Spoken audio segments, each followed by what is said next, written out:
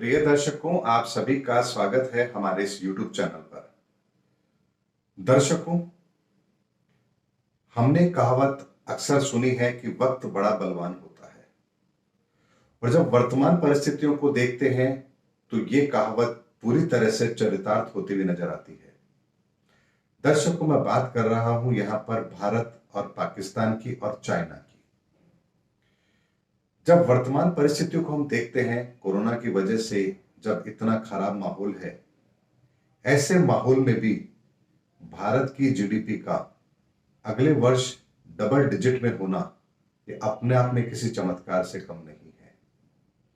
दूसरी तरफ चाइना, जो अपने आप को बहुत शक्तिशाली समझता है, वहां पर मैन्युफैक्चरिंग ग्रोथ के अंदर, या यूं कहिए कि मैन्युफैक्चरिंग की रफ्तार जिस तरह से थमी है और पूरे विश्व समुदाय का ध्यान जिस तरीके से चाइना से भंग हुआ है, और यहां पर उन्होंने चाइना से अपने व्यापारिक संबंधों को कम करना शुरू किया है, ये अपने आप में एक ऐसी कहानी को कहता है जो यहां पर इस कहावत को चरितार्थ करती है कि वक्त बड़ा बलवान होता है। जहां चाइना एक और लाख कोशिश करने के बाद भी अपने आप को नहीं संभाल पा रहा है, वहीं भारत लड़खड़ाता हुआ भी भारत की अर्थव्यवस्था को इतना बड़ा डेंट लगने के बाद भी कोरोना के कारण से यहां पर वापस से वो मजबूत होती हुई नजर आ रही है।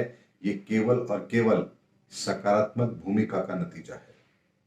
यानी भारत के अंदर जिस तरह का नेतृत्व इस समय काम कर रहा है, वो पूरी तरह से भारत की ताकत को समझता है और उसके आधार पर ही यहां पर वो फैसले भी लेते हैं, और जिसका परिणाम ये होता है कि यहां पर बड़ी से बड़ी समस्या का समाधान भी हमें निकलता हुआ नजर आता है।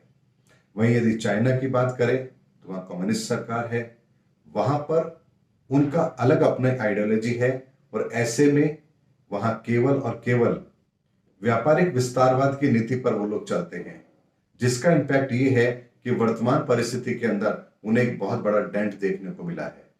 अब बात यदि हम पाकिस्तान की करें तो पाकिस्तान के हाल के बारे में तो क्या कहें। कंगाली के कगार पर पहुंच चुका है। भारत के साथ दोस्ती करना उसकी मजबूरी हो गई है, उसके बाद भी वो अपनी हरकतों से बाज नहीं आता है। 2 दिन पहले कहता है हम भारत के साथ व्यापारिक समझौतों को दोबारा से अप्लाई कर रहे हैं, हम यहां पर आयात खोल रहे हैं, और फिर 24 घंटे के अंदर ही यू टर्न होता है। दर्शकों, यदि बात को देखा जाए तो बहुत साधारण सी है, सरकारें यू टर्न लेती हैं, लेकिन जिस तरह के हालात के अंदर पाकिस्तान ये कदम उठा रहा है, ये अपने आप में पाकिस्तान की बर्बादी की कहानी कहते हैं। पाकिस्तान सरकार ये जानती है कि यहां पर यदि भारत के साथ रिश्ते अच्छे नहीं किए गए, व्यापारिक समझौतों को नहीं बहाल किया गया, तो यहां पर भारत तो आगे बढ़ेगा, लेकिन पाकिस्तान की हालत ऐसी हो जाएगी कि वो ना घर का रहेगा ना घाट का रहेगा। ऐसे में पाकिस्तान सरकार की मजबूरी होती है भारत के साथ रिश्ते सुधारने की। इसके लिए वो विश्व समुदाय का सहारा भी लेता है। सऊदी अरबिया के प्रिंस ने इसकी शुरुआत भी की थी, और जब भी कोई उनका पक्ष लेता है तो यहां पर एक बात वो जरूर कहता है कि आपको भारत के साथ रिश्ते अच्छे रखने ही पड़ेंगे। और जैसे ही पाकिस्तान उसके तरफ कोई कदम उठाता है, वहां के कट्टरपंथी लोग जो हैं वो सरकार के ऊपर ऐसा दबाव बनाते हैं कि उन्हें मजबूरी में वो फैसले वापस लेने पड़ते हैं। यानी पाकिस्तान के अंदर अब हालात ऐसे हैं कि वहां पर सरकार चाह करके भी कट्टरपंथियों के सामने खड़ी नहीं रह पाती है, उन्हें उनके सामने घुटने टेकने ही पड़ते हैं। और अब हालात ऐसे होते जा रहे हैं कि यदि पाकिस्तान अब भी नहीं समझा तो बहुत जल्दी वो कंगाली के कगार पर आ जाएगा, यानी कि पूरा देश गिरवी हो जाएगा, और हालात ऐसे हो जाएंगे कि जिन देशों से उन्होंने कर्जा ले रखा है, वो देश उससे जो कहेंगे पाकिस्तान को मजबूरी में वो करना ही पड़ेगा। और इसमें चाइना का बहुत बड़ा रोल होगा। दर्शकों, ये सारी बातें मैं आपके सामने इसलिए रख रहा हूं ताकि आपको एक बात मैं बता सकूं कि वक्त जब किसी के साथ होता है तो परिस्थितियां विपरीत होने के बाद भी व्यक्ति को कामयाबी जरूर मिलती है, और यदि वक्त हमारे साथ ना हो तो शक्तिशाली से शक्तिशाली व्यक्ति भी यहां पर फिर कुछ नहीं कर पाता। यदि दर्शकों हम धार्मिक शास्त्र ग्रंथों की बात करें तो मैं आपको एक उदाहरण देकर के समझाता हूं। जिस समय पर महाभारत का युद्ध समाप्त हो गया था, कृष्ण इस पूरी लीला को समेट करके अपने धाम में जाने वाले थे और उन्होंने अर्जुन को कहा था कि मेरे जाने के बाद यह पूरी द्वारिका समुद्र में समा जाएगी।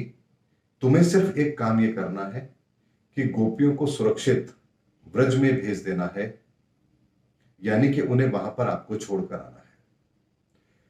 अर्जुन ने कहा कि प्रभु ये काम तो मैं बहुत आसानी से कर दूंगा। तो यहां पर भगवान श्री कृष्ण कहते हैं, अर्जुन तुम ये काम तो कर पाओगे ना? अर्जुन कहता है इतना साधारण सा काम है, मैं क्यों नहीं कर पाऊंगा। भगवान अपने धाम को पधार जाते हैं। अर्जुन गोपियों को लेकर के जब निकलता है तो रास्ते में भील की एक छोटी सी टुकड़ी, यानी भील समुदाय के एक छोटी सी टुकड़ी उन पर आक्रमण करती है और गोपियों के सारे गहनों को लूट लेती है। घटना बहुत छोटी सी और तुलसीदास जी इसका बहुत अच्छी तरह से वर्णन भी करते हैं कि वक्त बड़ा बलवान होता है। यही अर्जुन था, वही उसका गांडीव था, लेकिन जब वक्त नहीं रहा तो छोटी सी भील समुदाय के लोगों ने भी अर्जुन को पेड़ से बांध दिया और गोपियों के सारे खजाने को लूट लिया। दर्शकों, हमेशा एक चीज हमें ध्यान रखनी चाहिए कि जो भी शास्त्र ग्रंथ हमारे लिए बने हैं और जिन्हें बार बार हमें पढ़ने के लिए कहा जाता है, उनके हर एक प्रसंग के अंदर कुछ ऐसा रहस्य होता है जो हमें हमेशा जीवन के अंदर वो करने के लिए प्रेरणा देता है जो हमें करना चाहिए। यानी हम जिस भी परिस्थिति में क्यों ना हो, उस परिस्थिति का कोई ना कोई उदाहरण हमें हमारे धार्मिक शास्त्र ग्रंथों में जरूर मिल जाएगा। लेकिन हम सिर्फ उसको क्या समझते हैं कि ये एक धार्मिक किताब है, इसको पढ़ने से पुण्य प्राप्त होगा, जबकि हकीकत ये है कि वो धार्मिक पुस्तक हमारे को जीवन में प्रेरणा देने के लिए लिखी गई है, ताकि हम उनको पढ़ करके अपनी जिंदगी के अंदर उन समस्याओं से अपने आप को बाहर निकाल पाए जो समस्याएं हम अपनी जिंदगी के अंदर देख रहे हैं। और इतनी बढ़िया सौगात हमें जब मिलती है और उसके बाद भी जब हम उसका उपयोग नहीं कर पाते हैं, तो यहां पर फिर हम वही स्थिति में होते हैं कि चिराग तले अंधेरा। और इसीलिए भारतीय संस्कृति को महान संस्कृति भी कहा गया, क्योंकि जीवन की किसी भी घटना का कोई ना कोई उदाहरण हमें हमारे धार्मिक शास्त्र ग्रंथों में जरूर मिलता है। और वर्तमान परिस्थितियां भी यही कहती हैं, वक्त भारत के साथ है। ऐसे में छोटे से छोटा किया गया प्रयास भी हमें यहां पर उसके बड़े सकारात्मक परिणाम दे रहा है।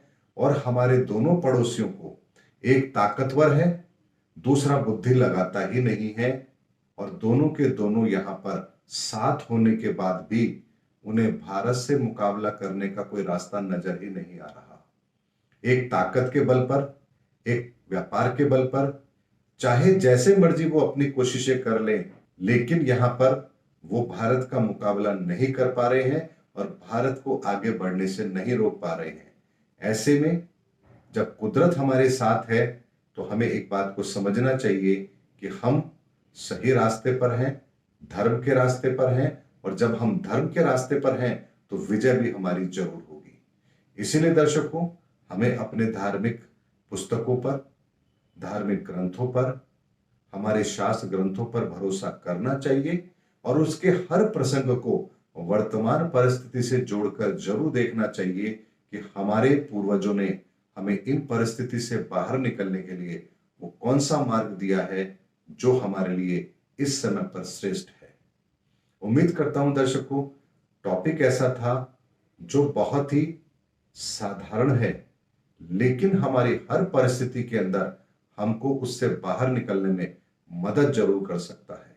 इसीलिए वक्त को पहचानना आना चाहिए, और जब वक्त हमारे साथ हो तो फिर आलस नहीं करना चाहिए, कर्म करने से अपने आप को रोकना नहीं चाहिए, बल्कि दुगने पुरुषार्थ के साथ हमें अपने कर्म को करना चाहिए। सुखद परिणाम हमें अवश्य मिलते हैं। उम्मीद करता हूं दर्शकों, मेरा वीडियो आपको जरूर पसंद आया होगा। अगले वीडियो में आपसे फिर मुलाकात होगी, तब तक हमारे चैनल पर बने रहिए। जय हिंद, जय भारत।